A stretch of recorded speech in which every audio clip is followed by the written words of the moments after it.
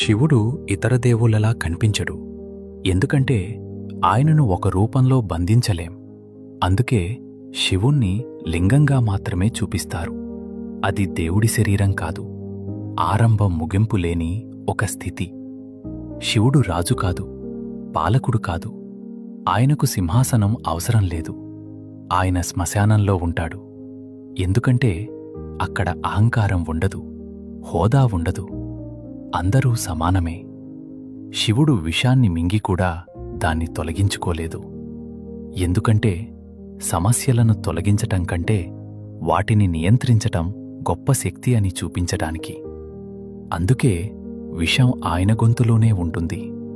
శివుడు అలంకారాలను వదిలేశాడు. ఎందుకంటే బయట అలంకారం కాదు, లోపల స్థిరత్వమే ముఖ్యమని చెప్పడానికి. ఆయన ఆశీర్వాదాలు కూడా నిశ్శబ్దంగానే